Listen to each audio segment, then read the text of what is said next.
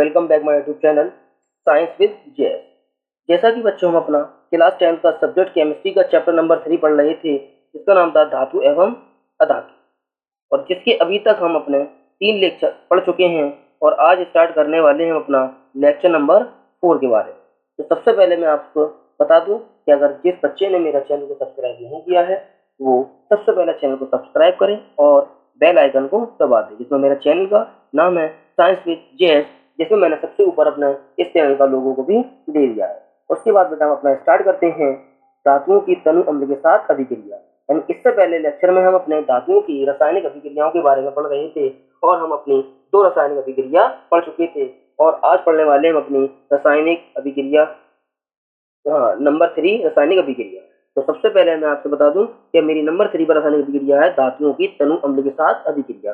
यानी इस बार धातु की अभिक्रिया में तनु अम्ल से कराने वाला हूँ। आइए देखते हैं हम क्या धातु तनु अम्ल से अभिक्रिया करके क्या बनाती है और कौन सी गैस का निर्माण करती है। तो जैसा कि आपके सामने लगा है, धातु तनु अम्ल से क्रिया करके लवण व हाइड्रोजन गैस बनाती है, और जैसा कि मैंने आपके सामने ये लिख दिया है कि धातु प्लस तनु अम्ल और लवण प्लस हाइड्रोजन गैस बनती है। यानी ये रूल होता है कि अगर कोई भी धातु हमारी तनु अम्ल से क्रिया करती है तो लवण का निर्माण करती है और हाइड्रोजन गैस का निर्माण करती है। मैंने आपके सामने 2 उदाहरण रखे हैं। जैसा कि सबसे पहला उदाहरण मैंने रखा है कि मैंने जिंक धातु ली है और जिंक धातु का H2SO4 से रिएक्शन कराया है, तो मेरा बना है जिंक सल्फेट और हाइड्रोजन गैस। यानी इससे ये पता चलता है कि कोई भी धातु हमारी अम्ल से क्रिया करती है तो लवण और हाइड्रोजन गैस बनाती है। एक दूसरा उदाहरण मैंने आपके सामने और रखा है कि जिंक की रिएक्शन कराई है हाइड्रोक्लोरिक अम्ल के साथ और जिंक क्लोराइड और हाइड्रोजन गैस बनती है। इसका मतलब यह है कि धातु हमारी अम्ल से अभिक्रिया करके लवण और हाइड्रोजन गैस बनाती है। आगे बात करते हैं अपनी हम इसकी 4th प्रॉपर्टीज की, कि धातु की क्षार से क्रिया। यानी देखते हैं कि धातु हमारी क्षार से क्रिया करके क्या बनाती है। जैसा कि लिखा है कि धातु क्षार से क्रिया करके लवण और हाइड्रोजन गैस निष्कासित करती है। यानी सेम टू सेम हमारा आपका पिछली रिएक्शन जैसा ये काम है कि अगर कोई भी धातु हमारी क्षार से क्रिया करती है तब भी वो लवण और हाइड्रोजन गैस बनाती है। जैसा कि मैंने आपके सामने 2 रिएक्शंस लिखी हैं। एक मैंने लिखा है एल्यूमिनियम धातु है और NaOH क्षार है, जिससे हमारा बनता है NaLO2 यानी सोडियम मेटा एल्यूमिनेट और हाइड्रोजन गैस निकल जाती है। यानी हमारी धातु भी क्षार से क्रिया करके लवण और हाइड्रोजन गैस बनाती है। एक अगली रिएक्शन मैंने लिखी है जिंक और NaOH, जिससे बनता है Na2ZnO2 और हाइड्रोजन गैस। यानी जिंक हमारा बनाता है सोडियम जिंकेट और एल्यूमिनियम बनाता है सोडियम मेटा एल्यूमिनेट। ये थी हमारी नंबर 4 धातु की क्षार से अभिक्रिया। नेक्स्ट है हमारी धातु की अन्य धातु लवण से क्रिया।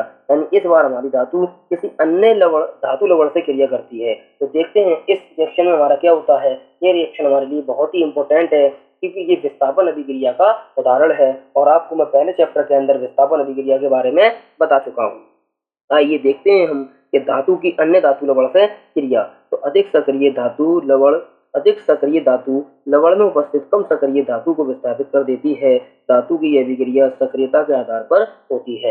यानी इसका मतलब यह है, अगर हमारे पास कोई सक्रिय धातु है और हमारे पास कोई सक्रिय धातु के साथ साथ कोई लवण मौजूद है धातु का, और उस लवण के अंदर कोई कम सक्रिय धातु है, तो अधिक सक्रिय धातु कम सक्रिय धातु को विस्थापित कर देती है।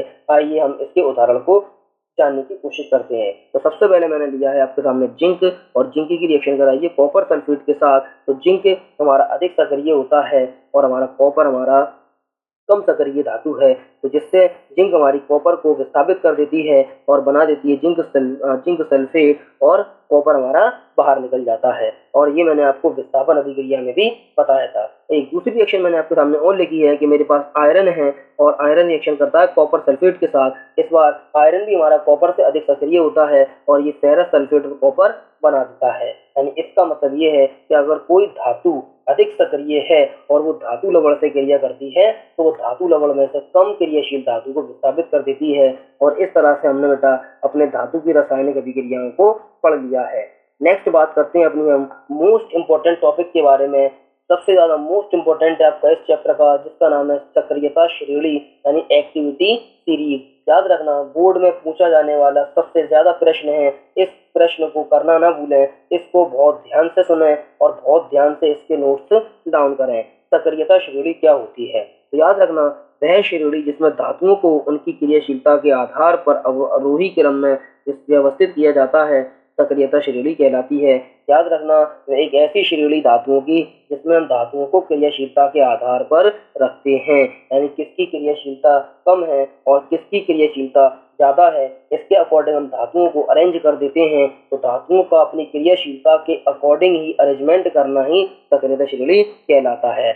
अगर मैंने पॉइंट लिखा है इस श्रेणी के अनुसार अधिक सक्रिय धातु कम सक्रिय धातु को उसके लवण विलयन से विस्थापित कर देती है। यानी याद रखना जो श्रेणी है ये श्रेणी हमें धातुओं की क्रियाशीलता के बारे में बताती है, यानी कौन सी धातु अधिक क्रियाशील है और कौन सी धातु कम क्रियाशील है। तो अधिक क्रियाशील धातु कम क्रियाशील धातु को उसके लवण विलयन से विस्थापित कर देती है। मैंने आपके सामने सक्रियता श्रेणी की संरचना बनाई है, जिसमें बेटा सबसे ऊपर की धातु है हमारी वो सबसे अधिक क्रियाशील है और जैसे ही हम नीचे की तरफ जाते हैं वो सबसे कम क्रियाशील है। और मैंने आपके सामने सक्रियता श्रेणी को लिख दिया है। सबसे पहले इसमें आता है पोटेशियम, उसके बाद आता है सोडियम, उसके बाद कैल्शियम, उसके बाद मैग्नीशियम, उसके बाद एल्यूमिनियम, उसके बाद जिंक, उसके बाद हमारा Fe यानी आयरन आता है, फिर आता है हमारा Pb यानी लेड, उसके बाद आता हमारा हाइड्रोजन, हाइड्रोजन के नीचे आता कॉपर, कॉपर के नीचे आता मरकरी यानी Hg, उसके नीचे आता सिल्वर और सबसे लास्ट में आता हमारा Au। तो याद रखना जब हम ऊपर से नीचे की तरफ जाते हैं तो हमारी सक्रियता घटती चली जाती है, यानी पोटेशियम की सक्रियता सबसे ज्यादा है और Au की सक्रियता सबसे कम है। तो इस सक्रियता श्रेणी को बनाना ना भूलें, जल्दी से इसको नोट डाउन करें, जल्दी से इसको नोट डाउन करें।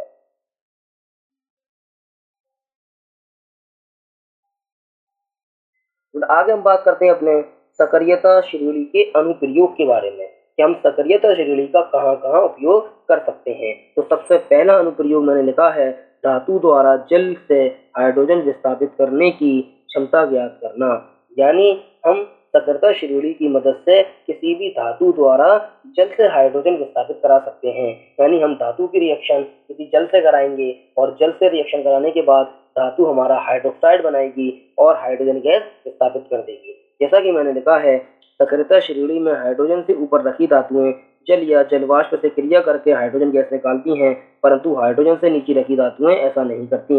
याद रखना सक्रियता श्रेणी के अंदर जो धातुएं हमारी हाइड्रोजन से ऊपर रखी गई हैं, जैसे कि पोटेशियम है, आपका कैल्शियम है, मैग्नीशियम है, ये धातुएं हमारी हाइड्रोजन से ऊपर हैं। तो ऐसी धातु जो हाइड्रोजन से ऊपर रखी गई है वो अगर जल से रिएक्शन करती है तो हाइड्रोजन गैस निकालती है, और ऐसी धातु जो हाइड्रोजन से नीचे रखी गई है और वो अगर रिएक्शन करती है तो वो उसकी कोई रिएक्शन नहीं होती। यानी धातु जो हाइड्रोजन से ऊपर रखी गई है वही हमारी अधिक क्रियाशील है, वही हमारी रिएक्ट करती हैं, और हाइड्रोजन से नीचे रखी धातु रिएक्ट नहीं करती। जैसा कि मैंने आपके सामने एक उदाहरण रखा है, मैंने सोडियम की रिएक्शन वाटर से कराई है जिसमें मेरा NaOH और हाइड्रोजन गैस बनी है।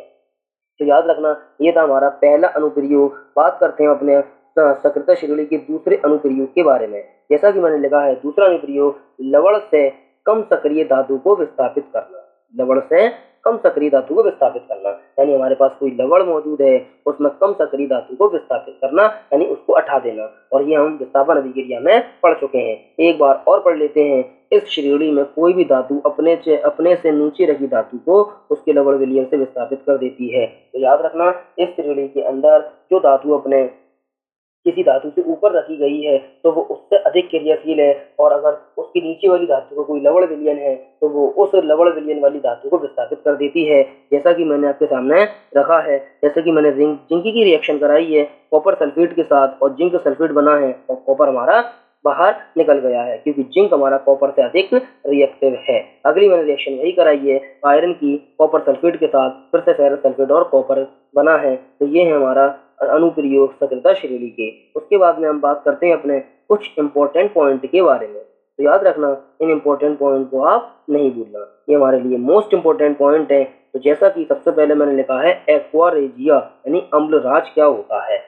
बहुत पूछा जाता है एग्जाम के अंदर, एक नंबर के अंदर पूछा जाता है कि एक्वारेजिया के अंदर क्या कौन कौन से अम्ल उपस्थित होते हैं और कितने अनुपात में उपस्थित होते हैं। तो याद रखना सबसे पहला पॉइंट मैंने लिखा है क्या 3:1 के अनुपात में सांद्र HCl अम्ल एवं सांद्र HNO3 का ताजा मिश्रण होता है। यानी एक्वारेजिया हमारा क्या है, सांद्र HCl और सांद्र HNO3 का ताजा मिश्रण। HNO3 मतलब नाइट्रिक एसिड का ताजा मिश्रण है। कितने अनुपात में मिलाया गया है, 3:1 के अनुपात में मिलाया गया है। ये गोल्ड को गला देता है, जबकि दोनों में से कोई भी अम्ल गोल्ड से क्रिया नहीं करता। तो याद रखना, एक्वारेज या अम्लराज, अम्ल का राजा, ये एक ऐसा मिक्सचर है हमारा हाइड्रोक्लोरिक अम्ल का और नाइट्रिक अम्ल का, जो हमारा गोल्ड को भी यानी सोने को भी गला देता है, मगर ये अम्ल से रिएक्शन नहीं करता। अगले पॉइंट की अगर हम बात करें, अम्लराज द्रव होने के साथ साथ प्रबल संचारक होता है। ये प्लेटिनम जैसी निष्क्रिय धातु को भी गला देता है। यानी जो अम्लराज है ये द्रव है, और ये द्रव के साथ साथ एक प्रबल, एक ताकतवर संचारक है, यानी ये संचारित कर देता है चीजों को, और ये प्लेटिनम जैसी निष्क्रिय धातु को भी गला देता है। और प्लेटिनम हमारी एक निष्क्रिय धातु है, मगर ये उस धातु को भी गला देता है। तो ये था बेटा हमारा लेक्चर नंबर 4। अगले वीडियो में हम बात करेंगे लेक्चर नंबर 5 के बारे में। लगभग मैं इस चैप्टर को 70% करा चुका हूँ। अगर ये वीडियो अच्छी लगी हो तो वीडियो को लाइक कीजिए, चैनल को सब्सक्राइब कीजिए और वीडियो को ज़्यादा से ज़्यादा शेयर कीजिए। Thank you very much.